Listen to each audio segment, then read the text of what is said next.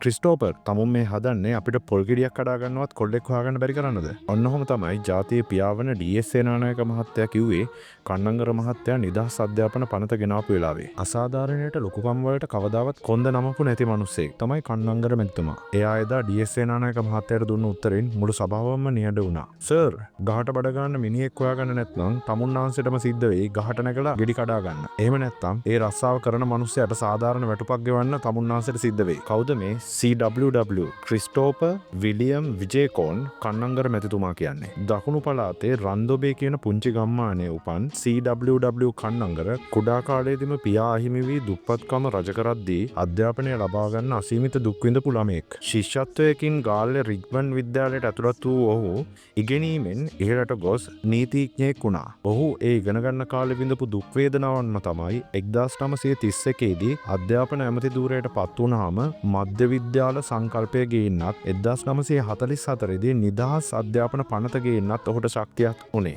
එදා ඩී.එස්. සේනානායක මහත්තයා පොල් කඩන්න මිනිස්සු නැති වෙයි කියලා බය වෙද්දී තාත්තට වඩා හොඳ පුතෙක් බව ඔප්පු කරමින් ඩඩ්ලි සේනානායක මහත්තයා අපුරු කතාවක් කිව්වා. නූගත් මිනිහෙක් පොල් කඩනවට වඩා උගත් මිනිහෙක් පොල් කඩන එක රටට වැඩදායකයි. මොකද උගත් මිනිහා දන්නවා තමුන්ගේ අයිතිවාසිකම් ගැනත් රටට තමුන්ගෙන් ඉටු විය යුතු යුතුකම් ගැනත්. අද ඔබත් මමත් යම් තැනක ඉන්නවා නම් ඒ එදා කන්නංගර මැතිතුමා අප වෙනුවෙන් කළ අරගලයේ ප්‍රතිඵලයක් තමයි. අධ්‍යාපන ප්‍රතිසංස්කරණ ගැන පුළුල් කතාබහක් ඇති වෙලා තියෙන මේ වෙලාවේ මම හිතනවා අපි හිතලා බලන්න ඕනේ එදා CWW කන්නංගර මැතිතුමා අභියෝග දුෂ්කරතා මැද දිනා දීපු නිදහස් අධ්‍යාපනයේ සැබෑම ප්‍රතිඵල අපිට නෙලා ගන්න හැකි වෙලා තියෙනවද කියලා. අද අපේ අධ්‍යාපන ක්‍රමයෙන් බිහි වෙන්නේ ලොව ජයගත හැකි නවීනත්වයෙන් පිරිපුන් දරුවන් පිරිසක්ද? එහෙම නැත්නම් කටපාඩම් කරලා විභාගයේ පමණක් ජය ගන්න වෙරදරන ගිරාපෝතකීන් පිරිසක්ද? මේ ප්‍රශ්නයේ දෙස අපි ගැඹුරින් සිතා බැලිය යුතු කාලය එළඹී ඇතයි මා විශ්වාස කරනවා. මම වරුණ දනංජය.